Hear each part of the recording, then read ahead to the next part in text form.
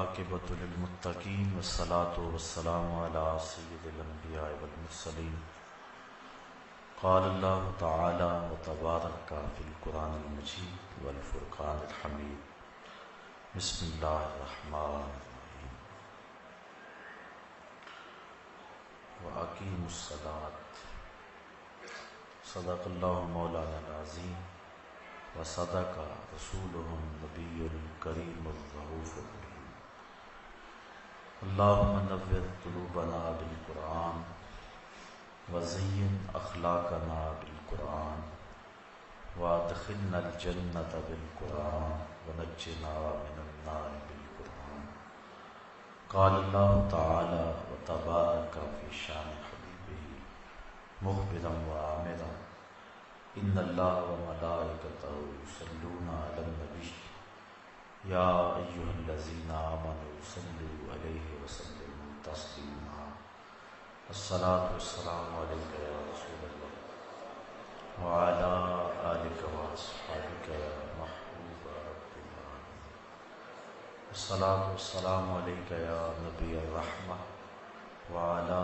آلک واصحابک یا رسول الملاحمہ ز مہجوری برآمد جان عالم تراحم یا نبی اللہ تراحم نا آخر رحمت للعالمین ز محرومہ چرا فارغ نشین برو آور سراز برد یمانی کہ روئے تست صبح زندگانی عدیم طائف نالین پاکن شراک از رشتہ جہائے ماکن چے باشد گر کنی سوئے نگاہے ہمیشہ گر نہ باشد گاہے گاہے نگاہے یا رسول اللہ نگاہے نگاہے یا حبیب اللہ نگاہے پیا پہ گر نہ باشد گاہے گاہے نگاہے یا رسول اللہ نگاہے صد ہزاراں جبریل اندر بشر بہر حق سوئے غریباں یک نظر یا رسول اللہ انظر حالنا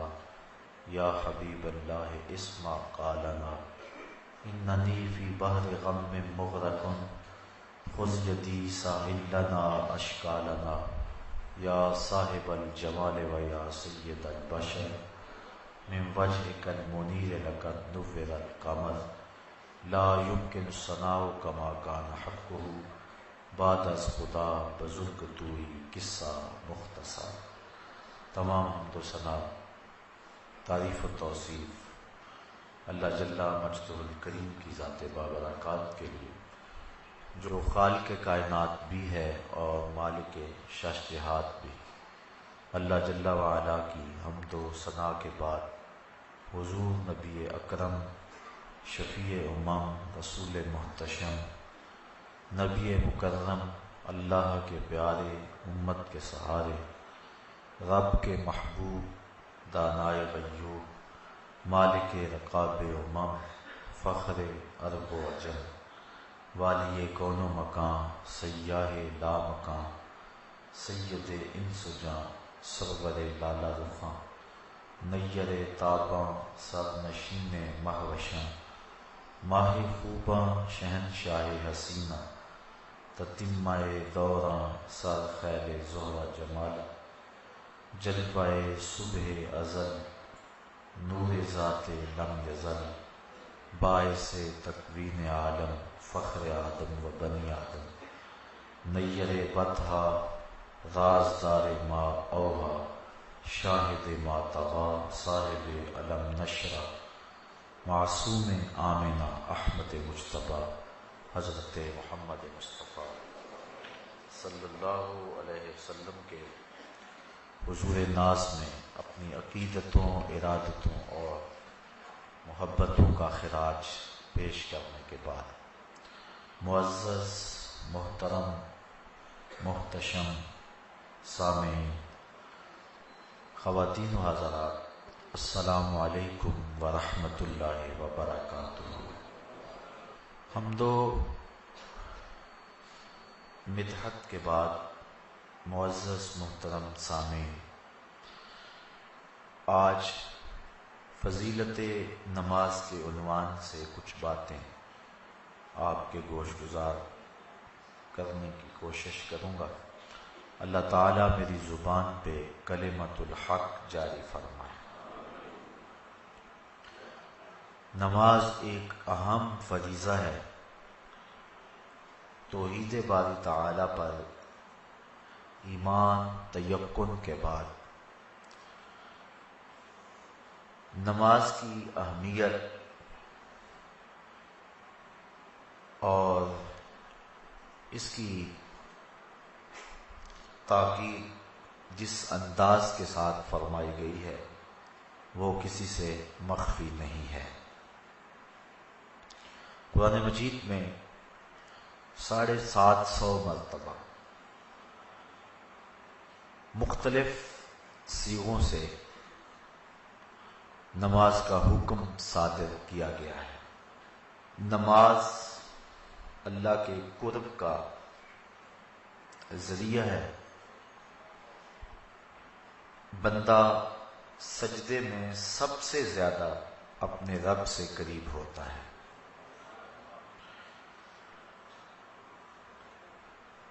انسان اشرف المخلوقات ہے۔ جتنی بھی مخلوقات کے انداز عبادت ہیں وہ سارے نماز کے اندر جمع کر دیے گئے۔ قیام، رکوع، قومہ، جلسہ، سارا کچھ نماز کے اندر جمع کر دیا گیا۔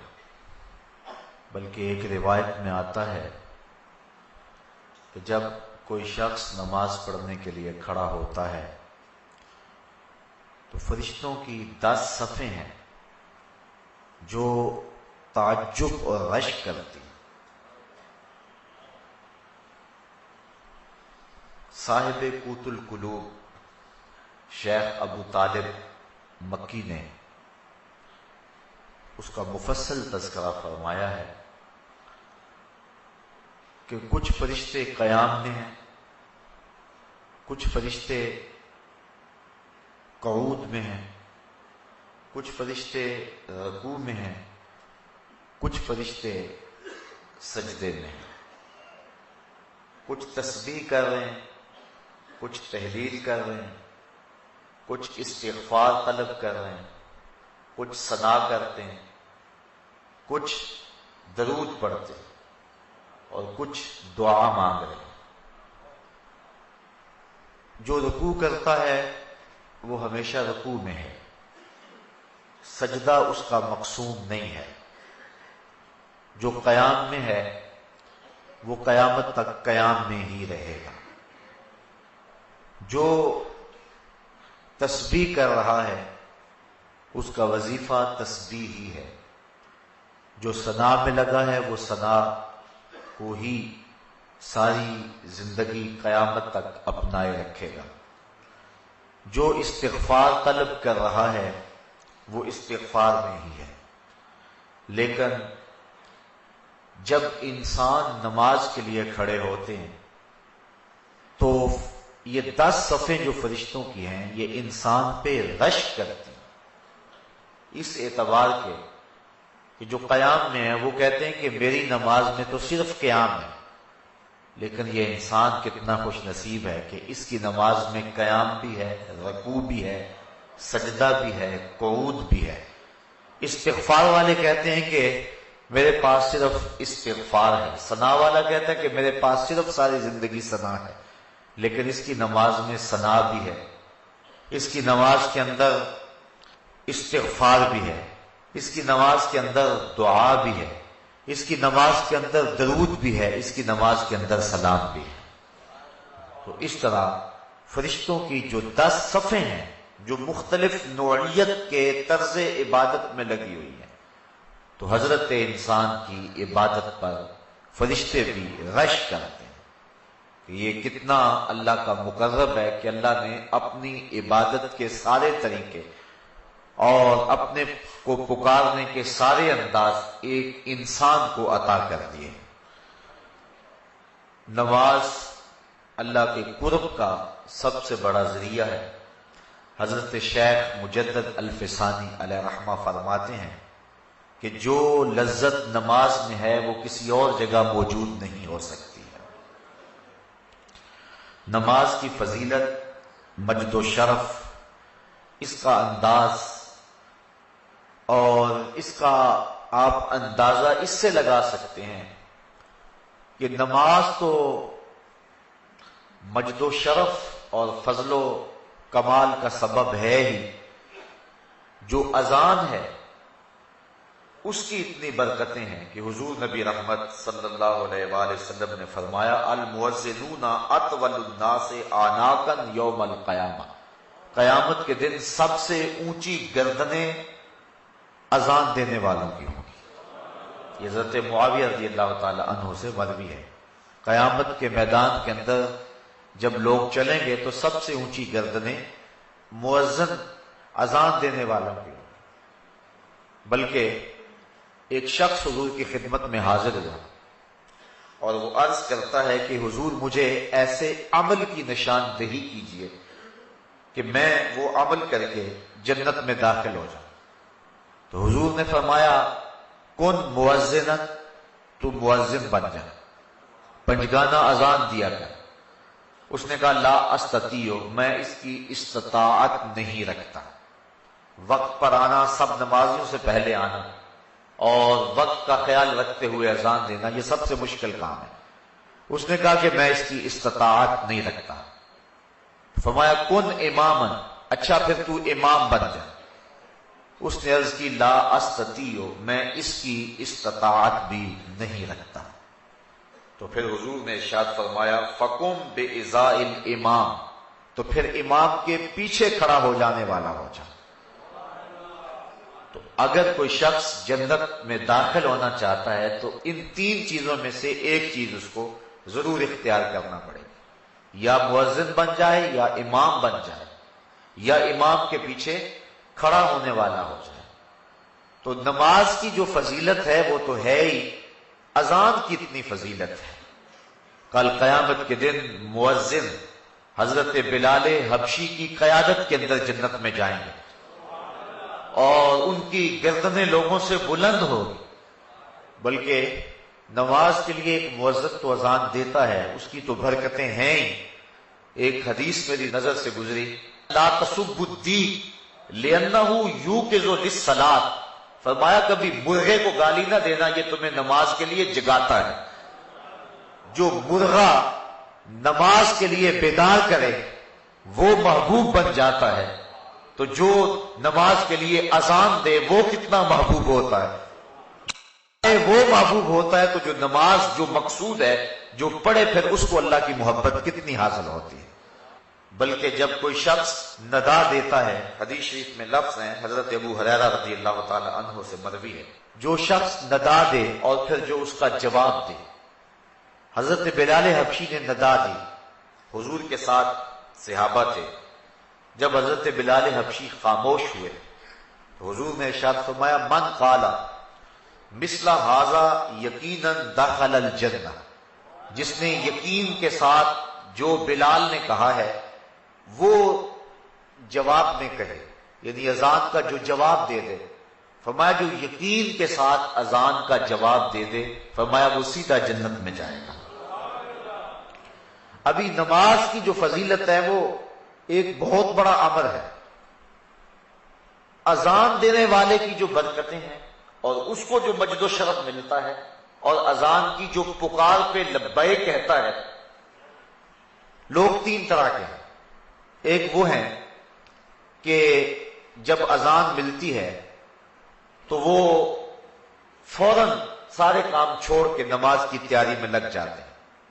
ایک روایت میں آتا ہے قیامت کے دن کچھ لوگ جن کے چہرے ستاروں اور موتیوں کی طرح چمکتے ہوں گے وہ ظاہر ہوں گے، لوگوں کی ایک جماعت ہوگی۔ فرشتے ان کو پوچھیں گے تم کون ہو؟ تو وہ عرض کریں گے کہ ہم وہ لوگ ہیں کہ جو ہی اذان ہوتی تھی ہم سارے کام چھوڑ دیتے تھے اور فوراً وضو کر کے مسجد کا رخ کرتے تھے۔ تو فرشتے انہیں مبارک دیں گے اور جنت کا مجدہ دیں گے۔ پھر ایک جماعت اور آئے گی جن کے چہرے چاند کی طرح چمک رہے ہوں گے۔ فرشتے انہیں پوچھیں گے تم کون ہو؟ تو وہ کہیں گے کہ ہم وقت داخل ہونے سے پہلے ہی وضو کر لیا کرتے تھے اور اذان کے ساتھ ہی مسجد کی طرف چل دیتے تھے. فرشتے انہیں مبارک دیتے ہیں اور جنت کا مجدہ دیتے ہیں. پھر ایک اور جماعت آئے گی جن کے چہرے سورج کی طرح چمکدار. فرشتے پوچھیں کہ تم کون ہو؟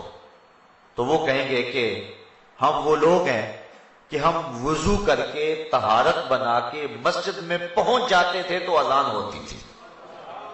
یعنی ہم اذان مسجد میں ہی سنتے تھے. حضرت سعید بن المسیب رضی اللہ تعالی عنہ جلیل القدر تابعی، آنکھوں سے نابینے تھے لیکن جو روشنی دل میں تھی، جو بینا ہے ان کے پاس بھی وہ اجالے کہاں ہو سکتے ہیں جو حضرت سعید بن المسیب کے پاس تھے.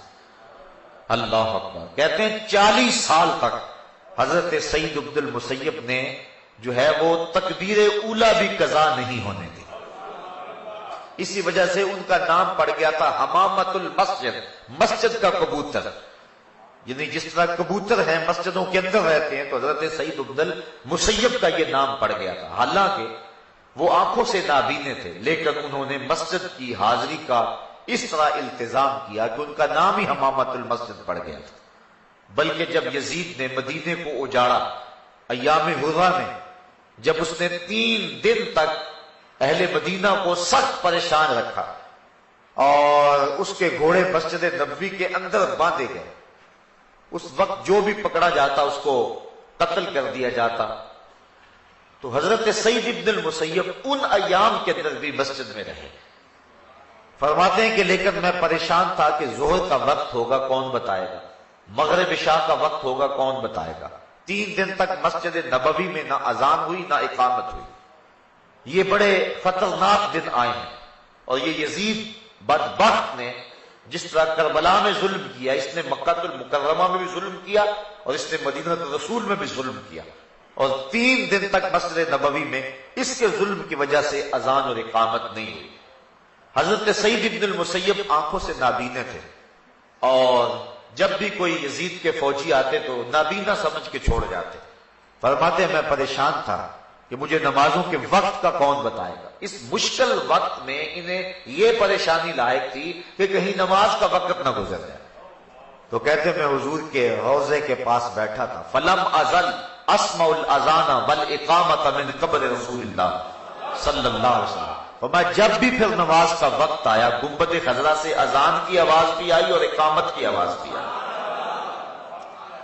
تو جو شخص اہتمام کریں کہ ہم نے تکبیر اولا کو قضا نہیں کرنا ہے، ان کے لیے پھر اللہ یوں بھی اہتمام فرما دیتا ہے. ان حالات میں بھی ان کی تکبیر اولا قضا نہیں ہوئی اور 3 دن تک گنبد خضرا کے مکین کے ساتھ مل کے نمازیں پڑھتے رہے. یہ حضرت سعید بن المسیب رضی اللہ تعالی عنہ کا اعزاز ہے، یہ ان کی تکریم ہے، یہ ان کی عزت افزائی ہے. اللہ اکبر. حضور فرمایا کچھ لوگ مسجدوں کی میخیں ہوتی ہیں، جس طرح کیل ٹھکا ہوتا ہے وہ مسجدوں میں یوں وابستہ ہوتے ہیں، اور اگر کسی وجہ سے وہ مسجد کی حاضری سے قاصر ہو، بیماری کی وجہ سے اگر وہ مسجد میں نہیں آ رہے، اللہ کے فرشتے ان کا حال پوچھنے کے لیے جاتے ہیں. یہ ان کا اعزاز ہے، یہ ان کی تکریم ہے. بلکہ فرمایا سبعۃ یظلھم اللہ تعالی فی ظلہ یوم لا ظل الا ظلہ، امام عادل وشاب نشأ فی عبادۃ اللہ ورجل قلبہ معلق بالمساجد ورجل دعته امرأة ذات منصب وجمال فقال انی اخاف اللہ ورجلان تحابا فی اللہ اجتمع علیہ وتفرقا الیہ ورجل تصدق بصدقۃ فاخفاها حتى لا تعلم شماله ما تنفق يمينه ورجل ذکر اللہ خالیا ففاضت عیناہ. فرمایا 7 اشخاص ایسے ہیں قیامت کے دن جب کوئی سایہ نہیں ہوگا، اللہ ان 7 کو اپنے عرش کا ٹھنڈا سایہ عطا فرمائے گا. ان میں سے جو تیسرا شخص بیان فرمایا، حدیث طویل ہے، وَرَجُلٌ قَلْبُهُ مُعَلَّقٌ بِالْمَسَاجِدِ، وہ آدمی جس کا دل مسجد کے ساتھ لگا ہوا ہے، اسے جب بھی ڈھونڈو مسجد میں ملے گا. مسجد کے ساتھ وابستہ ہے، مسجد کی تعمیر کے لیے، مسجد کی آبادی کے لیے، مسجد کی صفائی کے لیے. اس کا دل مسجد سے وابستہ ہے حضور فرمایا کل قیامت کے دن جب کوئی سایہ نہیں ہوگا، اس شخص کو اللہ اپنے عرش کا ٹھنڈا سایہ نصیب فرما دے۔ اللہ اکبر۔ تو اذان، اقامت اور مسجد یہ نماز سے متعلقہ چیزیں ہیں، اور اللہ تعالیٰ نے ان متعلق چیزوں پر بھی وہ برکتیں اور وہ شرف رکھا ہے کہ انسان کی نجات کی یہ چیزیں ضمانت ہیں، تو پھر جو نماز ہے، نفس نماز، پھر اس کی کیفیت کیا ہو؟ بلکہ ایک حدیث میں آتا ہے اذا صبح بالصلاۃ فتحت ابواب السماء واستجیبت دعا، جب اقامت ہوتی ہے تو اللہ آسمان کے دروازے کھول دیتا ہے، اور یہ جو اقامت کا وقت ہوتا ہے، اس وقت جو دعا مانگو اللہ وہ دعا پوری فرما دیتا ہے۔ اور حضرت انس رضی اللہ تعالی عنہ سے روایت ہے کہ اقامت اور اذان کے درمیان کا جو وقفہ ہوتا ہے، اس وقفے میں جو بھی دعا مانگی جائے اللہ تعالیٰ اس دعا کو قبول فرماتا ہے، رد نہیں کرتا، بلکہ حضور نے ارشاد فرمایا کہ اس وقت اللہ سے دعا مانگ لیا کرو۔ صحابہ نے عرض کی حضور پھر کون سی دعا مانگے؟ اس وقت، اس اہم وقت میں ہم اللہ سے کون سی دعا مانگے؟ حضور نے فرمایا صلی اللہ العافیۃ فی الدنیا والآخرہ، اللہ سے دنیا اور آخرت دونوں جہاں کی بہتری اور عافیت طلب کر لیا کرو، یعنی دنیا بھی ٹھیک ہو جائے، آخرت بھی ٹھیک ہو جائے۔ مومن دونوں جہانوں کا طلبگار ہے۔ ایک صحابی کو دیکھا سخت کمزور ہے، فرمایا تمہاری یہ حالت کیا ہوئی؟ عرض کی حضور میں نے اللہ سے دعا مانگی کہ جو دکھ تکلیفیں میرے مقدر کی ہیں وہ آخرت میں نہ آئیں، دنیا پہ ہی آ جائیں، اور میں دنیا پہ سارے دکھ اور عذاب اور مصیبتیں جھیل لوں تاکہ میری آخرت صاف ہو جائے۔ بظاہر یہ بڑی ایک ایسی بات تھی جس پہ داد دی جاتی کہ اس نے آخرت کو اختیار کیا، لیکن حضور اس بات پر خوش نہیں ہوئے۔ فرمایا تو نے یہ کیوں کہا ہے کہ میرے حصے کی جو تکلیفیں ہیں وہ دنیا پہ ہی آ جائیں، آخرت میں نہ آئے؟ تو نے یہ کیوں نہیں کہا ربنا آتنا فی الدنیا حسنۃ وفی الآخرۃ حسنۃ، اے اللہ مجھے دنیا میں بھی بہتریاں دے دے، آخرت میں بھی بہتریاں دے دے۔ جو مومن ہے وہ دونوں جہاں کی بہتریاں چاہتا ہے، یہ نہیں ہے کہ دنیا کے اوپر پستے رہیں۔ ہم دنیا کے اوپر پسنے کے لیے نہیں آئے، امت مسلمہ دنیا آخرت دونوں کی طالب ہے اور دونوں کی چاہنے والی، اور اللہ کے خزانے بڑے وسیع ہیں، اس لیے جب اس سے مانگو تو کھل کے مانگو، تم اپنے دامن کو تنگ پاؤ گے، اس کے خزانوں میں کمی نہیں ہے۔ اس لیے اپنے لیے بھی مانگو، اوروں کے لیے بھی مانگو، دنیا بھی مانگو، دین بھی مانگو، آخرت بھی مانگو۔ تو عرض کی کہ حضور اذان اور اقامت کے درمیان اللہ سے کیا مانگے؟ تو فرمایا صلی اللہ العافیۃ فی الدنیا والآخرہ، اللہ سے دنیا اور آخرت کی عافیت طلب کرو۔ تو یہ قبولیت کے لمحے ہیں جہاں جو دعا کی جائے اللہ اس دعا کو مستجاب فرماتا ہے۔ بلکہ نماز تو آگے آتی ہے، جب انسان وضو کے لیے اپنے چلو میں پانی لیتا ہے تو اللہ تعالیٰ اس کے چلو میں پانی لیتے ہی اس کے گناہوں کو معاف فرما دیتا ہے۔ حضرت عثمان بن عفان رضی اللہ تعالی عنہ، آپ ایک جگہ تشریف لائے اور آپ نے پانی منگوایا، پھر اس کے بعد آپ نے وضو کیا، اور وضو کرتے کرتے آپ مسکرانے لگے۔ جو لوگ پاس کھڑے تھے حضرت عثمان ابن عفان انہیں کہنے لگے کہ تم نے مجھے پوچھا نہیں کہ میں مسکرایا کیوں؟ لوگوں نے کہا اچھا آپ بتائیں کہ آپ کیوں مسکرائے ہیں؟ تو حضرت عثمان فرمانے لگے کہ ایک دن میں حضور علیہ السلام کے ساتھ تھا، تو آقا کریم علیہ السلام نے وضو کیا اور یوں مسکرائے، لوگ کھڑے تھے تو حضور نے فرمایا الا تسألونی ما اضحکک، تم نے مجھے پوچھا نہیں صحابہ کہ میں مسکرایا کیوں؟ تو صحابہ نے عرض کی ما اضحکک یا رسول اللہ، حضور آپ ارشاد فرمائے نا کہ آپ کیوں مسکرائے؟ تو حضور نے ارشاد فرمایا ان العبد اذا دعا بوضوء فغسل وجهه حتی اللہ عنہ کل خطیۃ اصابها بوجهه واذا غسل ذراعیه کان کذلک واذا طہر قدمیه کان کذلک۔ فرمایا جب کوئی شخص وضو کے لیے پانی منگواتا ہے اور پانی منگوا کے اپنے چہرے کو دھوتا ہے، اللہ ہر خطا کو چہرے سے دور کر دیتا ہے۔ اور اسی طرح جب وہ اپنے بازو دھوتا ہے تو ہاتھوں کے سارے گناہ اللہ تعالیٰ دھو ڈالتا ہے، اور اسی طرح جب وہ اپنے پاؤں کو دھوتا ہے تو اللہ تعالیٰ جل شانہ پاؤں کے سارے گناہوں کو دھو ڈالتا ہے۔ نماز کا فضل و شرف اور اس کی فضیلت وہ تو مسلمہ ہے، نماز سے پہلے جو عمل ہے اللہ اس کی برکتوں سے گناہ گار کو جہنم کی آگ سے آزادی بخشتا ہے۔ بلکہ جس جگہ پر نماز پڑھنی ہے اگر اس جگہ کو کوئی شخص اس کی صفائی ستھرائی کرے، ایک حدیث کے اندر لفظ ہے کہ اخراج القمامات منہا مہور الحور العین، جو شخص مسجد سے کوئی تکلیف دہ چیز، کوڑا کرکٹ یا کوئی گندگی وہاں سے نکال کر کے باہر پھینکے تو حضور نے فرمایا یہ موٹی آنکھ والی حوروں کا حق مہر ہے۔ یہ جو مسجد کی صفائی کرتے ہیں، علماء نے لکھا ہے کہ مسجد صاف کرنے سے دل صاف ہوتا ہے، جو شخص مسجد صاف کرے اس کا دل پاک اور ستھرا ہو جاتا ہے، اور یہ مسجد سے جو آپ کوڑا کرکٹ نکال کے باہر پھینکتے ہیں یہ جنتی حور کا مہر ہے جو آپ ادا کر رہے ہیں۔ اللہ اکبر۔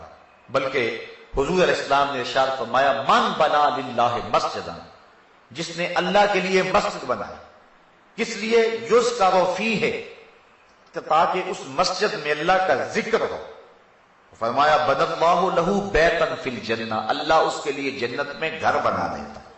اور ایک روایت میں ہے کہ جس نے تتر کے گھونسلے کے برابر یعنی حجم میں تھوڑی جگہ پر مسجد بنائی، علماء نے یہ لکھا ہے یہ نہ کہو فلاں مسجد چھوٹی ہے یا فلاں مسجد بڑی ہے، یہ نہ کہو، کیونکہ کوئی بھی اللہ کا گھر چھوٹا نہیں ہے، سارے بڑے ہیں۔ یہ کہو فلاں میں نمازی زیادہ آتے ہیں، فلاں میں نمازی تھوڑے آتے ہیں، نمازیوں کی گنجائش کم ہے فلاں میں، اور فلاں میں جو ہے وہ نمازیوں کی گنجائش زیادہ ہے، یہ کہو۔ بعض ہم عموماً ہمارے ہاں روزمرہ یہی ہے، ہم کہتے ہیں وہ چھوٹی سی مسجد، چھوٹی نہیں کہنا چاہیے مسجد کو، جس چیز کا تعلق رب سے ہو جائے پھر وہ چھوٹی نہیں رہتی، وہ بڑی ہو جاتی۔ اس لیے اس مزاج کو بدلنے کی ضرورت ہے۔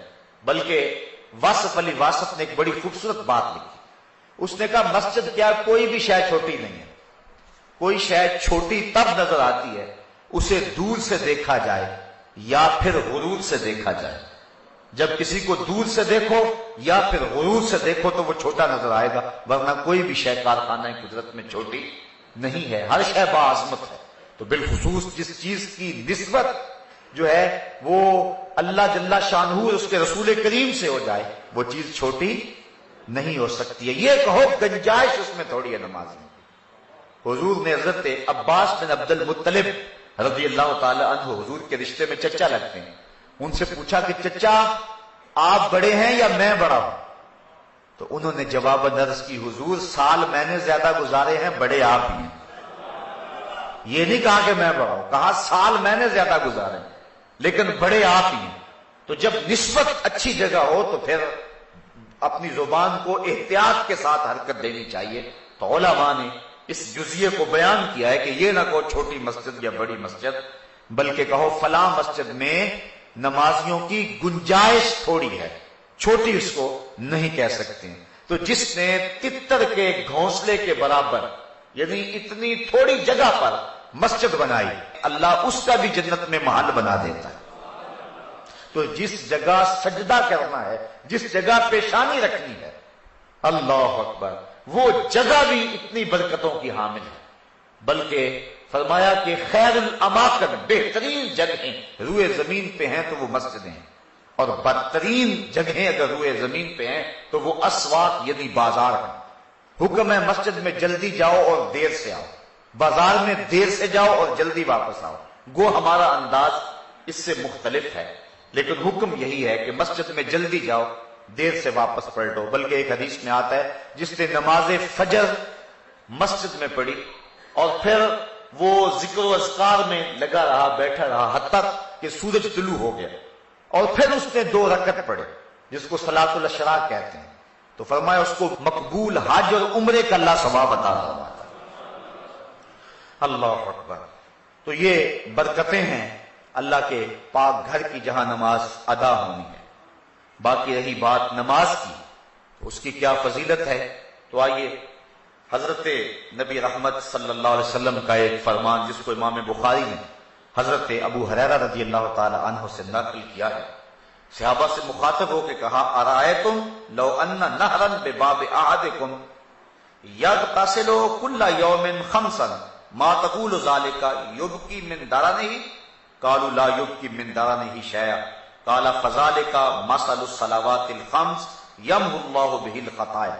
فرمایا صحابہ ایک بات کو بتاؤ، اگر کسی شخص کے دروازے کے سامنے سے کوئی نہر گزرتی ہو اور وہ دن میں 5 مرتبہ اس نہر میں غسل کرے، مجھے بتاؤ کیا اس کے بدن پر کوئی میل کچیل باقی رہے گی؟ صحابہ نے عرض کی حضور اس کے بدن پر کوئی میل باقی نہیں رہے گی۔ فرمایا یہی 5 نمازوں کی مثال ہے، جو شخص پنجگانہ نماز پڑھتا ہے اس کے بدن پر گناہوں کا کوئی میل باقی نہیں رہتا۔ اللہ تعالیٰ گناہوں کو دھو دیتا ہے جس شخص نے پنجگانہ نماز کا مزاج بنا لیا۔ صحابہ فرماتے ہیں، اور یہ بھی حضرت امام بخاری نے حضرت عبداللہ رضی اللہ تعالیٰ عنہ سے روایت نقل کی ہے کہ حضور سے سوال کیا گیا ای العمل احب الی اللہ، حضور سب سے زیادہ اللہ کو محبوب عمل کون سا ہے، یعنی کون سا وہ عمل ہے جو اللہ کو سب سے زیادہ محبوب ہے؟ قال الصلاۃ علی وقتہا، فرمایا وقت پہ نماز پڑھنا۔ اولاد بنی آدم کے جتنے بھی اعمال ہیں، اچھے نیک صالح اعمال، ان میں سے اللہ کو سب سے زیادہ محبوب عمل جو ہے وہ وقت پہ نماز پڑھنا ہے۔ ثم ایو، صحابہ نے عرض کی حضور پھر اس کے بعد؟ قال ثم بر الوالدین، پھر والدین کے ساتھ حسن سلوک کرنا۔ نماز کے بعد سب سے زیادہ اہمیت والدین کے ساتھ حسن سلوک کی ہے۔ آج کل من جملہ قباحتوں میں یہ قباحت بہت زیادہ پائی جا رہی ہے کہ لوگ اپنے والدین کی تعظیم نہیں کرتے، ان کی تذلیل کرتے ہیں۔ حضور نبی رحمت صلی اللہ علیہ وسلم کی خدمت میں ایک شخص حاضر ہوا اور اس نے عرض کی کہ حضور میرا بیٹا اپنی چیزوں کو مجھے ہاتھ نہیں لگانے دیتا۔ تو حضور علیہ السلام نے اس کے بیٹے کو بلایا، پوچھا، اس نے عرض کی حضور اس کو پتہ نہیں ہے تو یہ میری چیزیں خراب کر دیتا ہے۔ امام طبرانی نے موجب میں یہ روایت بیان کی، حضور کی آنکھوں میں آنسو آ گئے اور حضور فرمایا ایک وقت وہ تھا کہ اس کی چیزیں تو خراب کرتا تھا، اس نے تو نہیں کہا تھا کہ یہ میری چیزیں خراب کرتا ہے میں ہاتھ نہیں لگانے دوں گا۔ پھر حضور نے وہ تاریخ ساز جملہ ارشاد فرمایا انتا و مالکا لابیکا، فرمایا تو بھی اور تیرا مال بھی تیرے باپ کا ہے، یعنی باپ جس طرح چاہے تصرف کر سکتا ہے تو اس کو روک نہیں سکتا ہے۔ تو والدین کی نافرمانی اللہ کی رحمتوں سے انسان کو محروم کر دیتی ہے، اور والدین کی فرما برداری اللہ کی رحمتوں کا حقدار بناتی ہے۔ ایک حدیث میں آتا ہے کہ 4 اشخاص ایسے ہیں کہ جب قیامت کا دن ہوگا تو جنت میں جانے سے انہیں کوئی شے بھی رکاوٹ نہیں ہوگی۔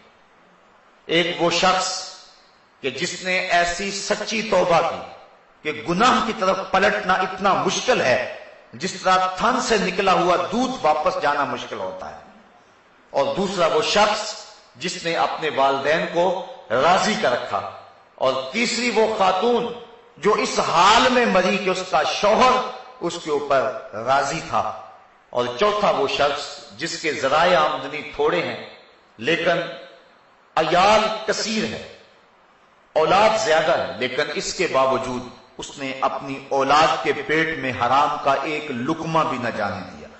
تو فرمایا کل قیامت کے دن کوئی چیز اس کو جنت میں جانے سے نہیں روک سکے۔ تو والدین کی فرما برداری کرنا یہ نماز کے بعد اہم فریضہ ہے۔ والدین مبتلا ہیں تکلیف میں اور بندہ کہتا ہے کہ میں جہاد پہ جاؤں، حضور نے اس کی حوصلہ شکنی فرمائی، اور وہ بخاری شریف کی روایت ہے۔ ایک شخص نے اذن جہاد طلب کیا تو فرمایا احی والدہ کا، کیا تیرے والدین زندہ ہیں؟ قال نعم، عرض کی ہاں حضور میرے والدین زندہ ہیں۔ قال ففیہما فجاہد، کہا جا ان کی خدمت کر، یہی تیرا جہاد ہے۔ والدین فالج زدہ اور بیٹا تبلیغی چلا کاٹنے گیا ہو، اسلام تو اس کی حوصلہ افزائی نہیں کرتا۔ ماں باپ کو ضرورت ہو اور بیٹا پیر کی چوکھٹ پہ جا کے بیٹھا ہو، اسلام تو اس کی حوصلہ افزائی نہیں کرتا۔ ہمارے سامنے حضرت اویس کرنی کی مثال موجود ہے۔ حضور قمیض کے بٹن کھول کھول کے لمبے سانس لیا کرتے تھے اور فرماتے مجھے یمن سے یار کی خوشبو آتی ہے۔ کسی نے کہا حضور وہ کون ہے جو آپ کو ملنے بھی نہیں آیا؟ لوگ کہاں کہاں سے آگے، یمن تو دور بھی نہیں ہے، تو وہ ملنے بھی نہیں آیا آپ کو؟ تو فرمایا اس کی بوڑھی اور نابینا ماں ہے جس کی خدمت اسے میرے حضور آنے سے روکے ہوئے، بلکہ فرمایا کوئی اویس کو ملے اور میرا سلام دے اور اس کو کہے کہ میری امت کی بخشش کی دعا کرے۔ حضرت عمر فاروق اور حضرت علی المرتضیٰ دونوں گئے، حضور کا سلام پیش کیا۔ حضرت اویس کرنی نے جب سنا تو آنکھوں میں آنسو ڈالا ہے اور بار بار کہتے تھے بتاؤ حضور کے لبوں پہ میرا نام کیسے آیا تھا، کیسے کہا تھا اویس کو سلام دینا؟ جب محبتوں کے امجتے ہوئے یہ جذبے دیکھے کہا اتنا پیار حضور سے تو ملنے کیوں نہیں آیا؟ جب یہ بات کہی تو حضرت اویس نے رخ کو بدلا، کہا تم نے میرے رسول کو دیکھا ہے؟ کہا ہاں ہم تو شام سویرے رہتے ہی خدمت میں تھے۔ کہا پھر بتاؤ حضور کے ابرو جڑے ہوئے تھے یا کھلے ہوئے تھے؟ اب یہ حیرت زدہ ہو گئے۔ کہا مجھ سے پوچھ لو جس نے نہیں دیکھا، کوئی دور سے دیکھتا تو جڑے ہوئے نظر آتے، قریب آ کے دیکھتا تو کھلے ہوئے نظر آتے۔ تو معلوم یہ ہوا کہ جو ماں باپ کی خدمت میں رہا وہ حضور کی صحبت سے بھی محروم نہیں رہا، حضور کے قرب کی دولت سے بھی وہ مالا مال رہا ہے۔ حضرت بایزید بستامی کہتے ہیں کہ میں نے اپنی ماں کے آگے ہاتھ جوڑے، میں نے کہا امی تیرے حق ادا کروں یا کہ اللہ کے حق ادا کروں؟ اپنے حق معاف کر دے، میں اللہ کو منا لیتا۔ ماں نے کہا جاؤ بیٹا۔ 12 سال جنگلوں میں گھومتے رہے۔ ایک دن بستان کے قریب سے گزر رہے تھے، دل میں خیال آیا جاتے جاتے ماں کو سلام کر جاؤں۔ دروازے کو دستک دینے لگا، رات کا موقع تھا۔ خیال آیا کہ ساری زندگی ماں کو سکھ نہیں دیا، دکھ بھی کیوں دوں؟ ماں سوئی ہوگی، میرے لیے اٹھے گی؟ دروازے کے ساتھ لگ کے کھڑے ہو گئے۔ سردیوں کی لمبی رات تھی، ساری رات بیت گئی۔ جب سحری کا وقت ہوا، اندر سے جو نالی آتی تھی وہاں سے پانی آیا۔ سمجھ گئے میری ماں سحری کے لیے اور تہجد کے لیے بیدار ہوئی اور یہ اس کے وضو کا پانی ہے۔ دروازے کو دستک دی، اندر سے آواز آئی بیٹا بایزید ٹھہرو میں آتی ہوں۔ مائیں تو بیٹوں کے دستک کے انداز سے جانتی ہوتی ہیں یہ کون سا بیٹا دستک دے رہا ہے، یہ ماں کا پیار۔ ماں نے دروازہ کھولا۔ حضرت بایزید بستامی کہتے ہیں کہ پھٹے ہوئے کپڑے، پیوند لگے ہوئے اور بکھری ہوئی حالت۔ ماں نے جب دیکھا تو آنکھوں میں آنسو مڈائے۔ 12 سال کے بعد بیٹے کو دیکھا تھا۔ ماں نے جب دیکھا تو ہاتھ اٹھا لیے، کہا مالک میرا بیٹا بایزید تیری طلب میں نکلا تھا، تو نے ابھی تک اسے اپنا قرب نہیں دیا۔ یہ جملے تھے ماں کی زبان پر۔ حضرت بایزید کہتے ہیں 12 سال کی ریاستوں سے مجھے جو کچھ نہیں ملا تھا ان جملوں سے مل گیا۔ میں نے کہا مالک میں تجھے کہاں ڈھونڈ رہا ہوں، تو ماں کی دعاؤں میں ہے۔ تو اگر والدین ناراض ہیں تو عبادت نہیں ہے۔ اور ایک روایت میں آتا ہے جس نے والدین کو تنگ کیا اور اس کے والدین ناراض تھے، قیامت کے دن وہ جنت کی خوشبو بھی نہیں پائے گا، اور جنت کی خوشبو 500 سال کی مسافت سے آنا شروع ہو جائے گی، لیکن وہ جنت کی خوشبو بھی نہیں پائے گا جس کے والدین اس پہ راضی نہیں ہیں۔ تو فرمایا پہلی چیز کیا؟ اللہ کو جو محبوب ترین عمل ہے وہ وقت پہ نماز پڑھنا ہے۔ دوسرا محبوب عمل بر الوالدین، والدین کے ساتھ حسن سلوک کرنا۔ صحابہ نے عرض کی ثم ایو حضور پھر کون سا عمل ہے؟ قال الجہاد فی سبیل اللہ، کہا اللہ کے راستے کے اندر جہاد کرنا۔ تو سب سے اولیت نماز کو، پھر اس کے بعد والدین کے ساتھ اس نے سلوک کرنے کو، اور پھر تیسرے نمبر پہ حضور نے جہاد کا ذکر فرمایا۔ حضرت سلمان فارسی رضی اللہ تعالی عنہ سے ایک روایت ہے، اور روایت بیان کرتے ہیں حضرت ابو عثمان رضی اللہ تعالی عنہ کہتے ہیں ایک دن میں حضرت سلمان فارسی رضی اللہ تعالی عنہ کے ہمراہ کسی سفر میں تھا۔ خزاں کا موسم تھا اور درختوں کی شاخوں کے اوپر جو پتے تھے وہ زرد ہو گئے ہوئے تھے۔ ایک درخت آیا جس کی ایک شاخ لٹک رہی تھی اور جس کے اوپر زرد پتوں کا گہنا تھا۔ حضرت سلمان فارسی نے اس شاخ کو پکڑا اور جھٹکا دیا، جتنے پتے تھے گر گئے۔ اس منظر کو دیکھ کر کے میں محظوظ ہو رہا تھا کہ حضرت سلمان فارسی میری طرف توجہ پذیر ہوئے اور کہنے لگے ابو عثمان تو نے پوچھا نہیں کہ میں نے ایسا کیوں کیا؟ تو میں نے کہا کہ حضرت آپ بتا دیجئے آپ نے ایسا کیوں کیا؟ کہا ایک دن میں حضور کے ساتھ تھا، سفر کا موقع تھا اور موسم یہی تھا، درخت کی ایک شاخ لٹک رہی تھی جس کے اوپر زرد پتے تھے، حضور آگے بڑھے اور شاخ کو پکڑ کے حضور نے جھٹکا دیا تو جتنے بھی اس کے اوپر پتے تھے سارے گر گئے اور شاخ اسی طرح خالی ہو گئی۔ تو میں بھی اس منظر کو دیکھ کے معزوز ہوتا رہا۔ حضور نے میری طرف توجہ کی اور فرمایا سلمان تو نے مجھے پوچھا نہیں کہ میں نے ایسا کیوں کیا؟ حضرت سلمان فارسی کہتے ہیں میں نے عرض کی بندہ نواز آپ ارشاد کر دیں کہ آپ نے ایسا کیوں کیا؟ تو حضور نے فرمایا جس طرح میں نے اس شاخ کو جنبش دی اور اس کے اوپر کوئی پتا باقی نہیں رہا، جب کوئی شخص نماز کے لیے کھڑا ہوتا ہے اس طرح سارے گناہ اس کے بدن سے جھڑ جاتے ہیں۔ تو یہ نماز کی برکات ہیں۔ حضور نے ارشاد فرمایا مفتاح الجنت الصلاۃ، جنت کی چابی نماز ہے، یعنی چابی کے بغیر تالا نہیں کھلتا۔ تو اگر جنت میں جانے کی آرزو ہے تو پھر نماز کی ادائیگی کا مزاج بنانا ہوگا۔ نماز کی ادائیگی کا مزاج بنا لیں گے تو یہ جنت کو کھولنے والی مفتاح الجنہ، جنت کی یہ چابی ہے۔ بلکہ حضور علیہ السلام نے ارشاد فرمایا اول ما یحاسب بہ العبد یوم القیامہ الصلاۃ، قیامت کے دن بندے سے سب سے پہلا سوال نماز کا ہوگا۔ اگر پہلے سوال کے اندر ہی انسان بے بس ہو گیا تو باقی معاملے تو خراب ہو گئے، اور جس نے اس کے جواب کے اندر آسانی پائی اس کے باقی معاملے بھی اللہ ٹھیک فرما دے گا۔ تو قیامت کے دن بندوں سے سب سے پہلا سوال جو ہے وہ نماز کا ہوگا۔ اور میرے اور آپ کے آقا و مولا نے فرمایا حبب الیہ من دنیاکم ثلاث، لوگوں تمہاری دنیا سے مجھے صرف 3 چیزیں پسند ہیں، الطیب والنساء وجعلت قرۃ عینی فی الصلاۃ، خوشبو، منکوحہ عورتیں، اور میری آنکھوں کی ٹھنڈک نماز میں رکھی گئی۔ حضور نے نماز کو اپنی آنکھوں کی ٹھنڈک قرار دیا۔ بلکہ نماز کی برکات کا عالم یہ ہے کہ حضور نبی رحمت صلی اللہ علیہ وآلہ وسلم نے ارشاد فرمایا، حضرت ربیہ بن قعب اسلمی رضی اللہ تعالی عنہ حضور کی خدمت میں حاضر تھے اور حضور کی خدمت کیا کرتے تھے۔ تو حضور نے فرمایا سل، کوئی سوال کر لیجئے، مانگ لیجئے، ہیں آج وہ مائل بعطا اور بھی کچھ مانگ۔ اللہ اکبر، سل، مانگ لیجئے۔ تو حضرت ربیہ نے کیا مانگا؟ حضرت ربیہ کہتے ہیں فقلت، میں نے عرض کی اسألک مرافقتک فی الجنہ، حضور یہاں جس طرح مجھے آپ کا قرب حاصل ہے جنت میں بھی آپ کا قرب نصیب ہو جائے۔ جنت کا لطف تو تبھی نصیب ہوگا کہ اگر آپ کی مرافقت نصیب ہو جائے۔ تو حضور علیہ السلام نے فرمایا او غیر ذالک، یہ تو مل گیا، کچھ اور مانگو۔ اللہ اکبر۔ تو میں نے عرض کی فقلت هو ذاک، میں نے کہا حضور بس یہی کافی، جنت میں آپ کا قرب مل جائے تو مجھے اور کیا چاہیے؟ شاید اسی کا نام ہے توہین جستجو، ہو منزل کی تلاش تیرے نقش کفے پا کے بعد۔ اگر آپ کا قرب نصیب ہو جائے تو مجھے اور کسی چیز کی طلب رہتی نہیں ہے، کوئی بھوک ہی نہیں باقی رہتی۔ میں نے کہا بس حضور کافی ہے، ہوا ذاک، بس کافی ہے۔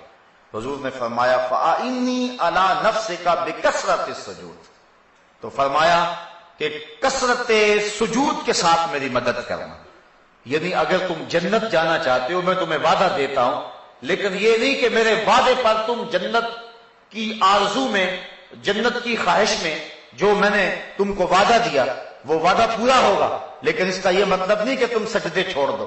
فرمایا اس وعدے کی تکمیل کے لیے تم نے میری کثرت سجود کے ساتھ مدد کرنی ہے۔ تو جنت کی چونکہ چابی ہی نماز ہے، اس لیے حضور نے حضرت ربیہ کو جنت کی بشارت دینے کے بعد بھی یہ بات کہی کہ کثرت سجود سے تو نے میری مدد کرنی ہے۔ کچھ لوگ حدیث کا پہلا حصہ تو بیان کر دیتے ہیں، اگلا حصہ چھوڑ دیتے ہیں۔ حضور نے وعدہ جنت دیا، لیکن اس کا یہ مطلب نہیں ہے کہ وعدہ جنت کے بعد وہ سجدوں کو چھوڑ دے۔ حضور نے 10 صحابہ 10 مبشرہ کے لیے وعدہ جنت دیا، لیکن اس کے باوجود وہ نماز کے معاملے کے اندر کبھی کسی سستی کا ارتکاب نہیں کیا کرتے تھے، بلکہ وہ بہت زیادہ کثرت کے ساتھ سجدے کرنے والے تھے۔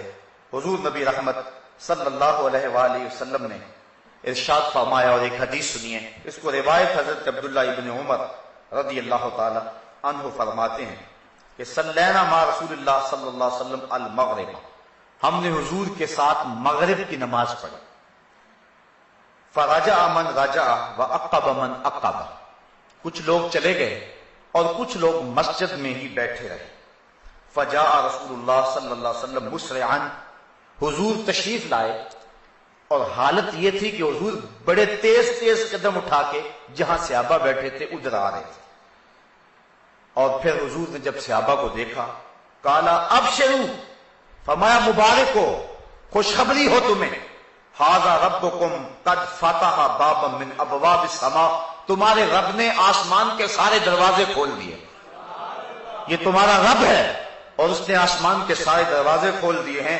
یباہی بکم الملائکہ، اور وہ فرشتوں میں فخر کر رہا ہے تمہاری وجہ سے، فرشتوں کے اندر اللہ فخر فرما رہا ہے، اور کیا فرما رہا ہے؟ یقول، وہ کہتا ہے، انظروا الی عبادی قد قضوا فریضۃ وهم ينتظرون اخرى، اللہ فرماتا ہے اور میرے بندوں کو دیکھو، انہوں نے ایک نماز پڑھ لی ہے اور دوسری نماز کے انتظار میں بیٹھے ہوئے ہیں، تمہارے اس عمل کی وجہ سے اور تمہارے اس دوسری عشاء کی نماز کے انتظار کی وجہ سے اللہ فرشتوں میں فخر فرما رہا ہے، فرشتوں ذرا جھک کے نظر دوڑا کے ذرا میرے بندوں کی ادا کو تو دیکھو کہ وہ ایک نماز پڑھ کے دوسری نماز کا انتظار کر رہے ہیں۔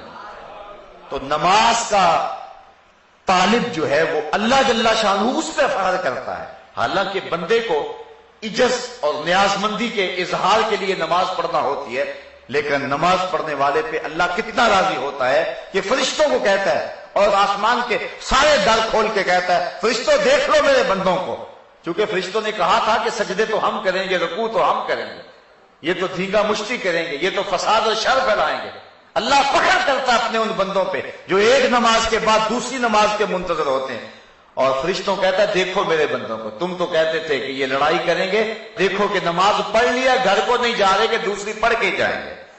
اللہ بندوں کے اس عمل پہ جو ہے وہ فرشتوں کے اندر فخر فرما رہا ہے۔ حضور نبی رحمت صلی اللہ علیہ وآلہ وسلم نے ارشاد فرمایا، من ترک الصلاۃ متعمدا فقد کفر جہارا، جس نے جان بوجھ کے نماز چھوڑی گویا اس نے اعلانیہ کفر کیا ہے۔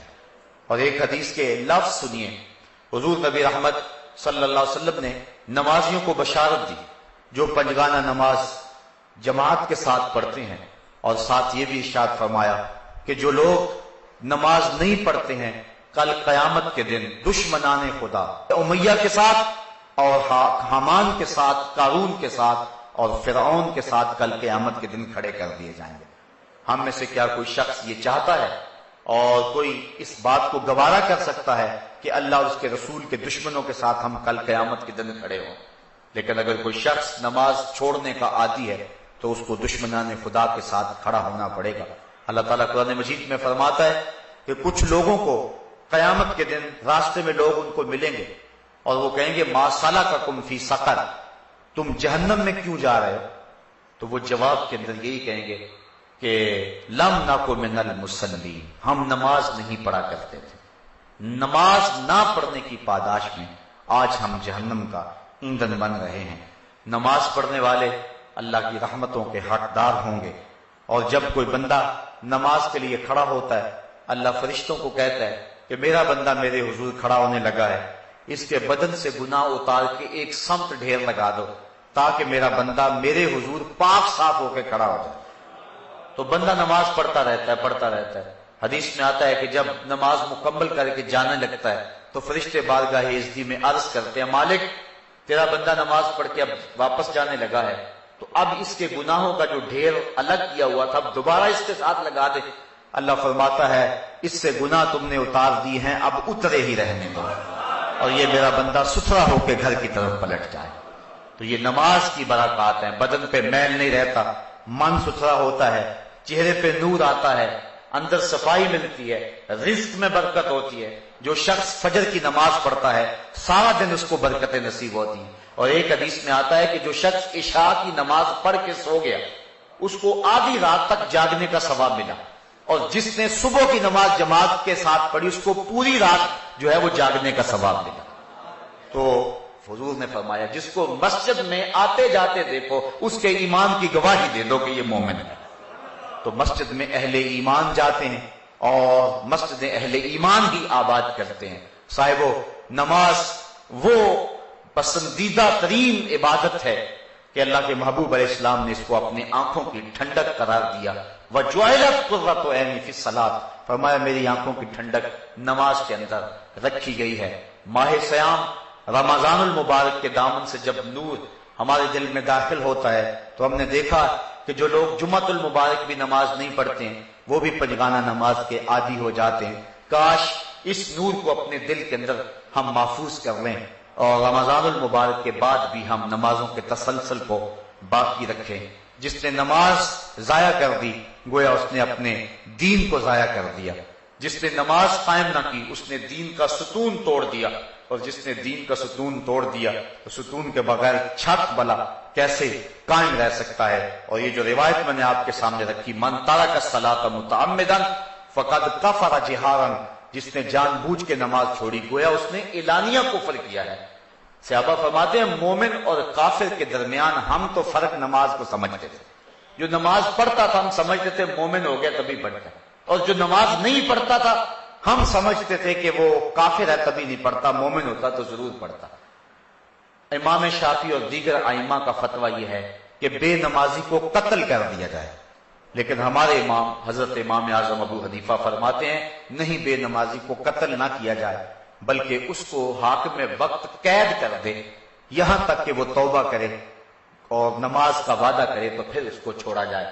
حضرت غوث اعظم شیخ عبد القادر جیلانی علیہ رحمہ فرماتے ہیں کہ بے نمازی کو مسلمانوں کے قبرستان میں دفن نہ کرو۔ حضرت سلطان باہو فرماتے ہیں کہ بے نمازی سے خنزیر بھی پناہ مانگتا ہے۔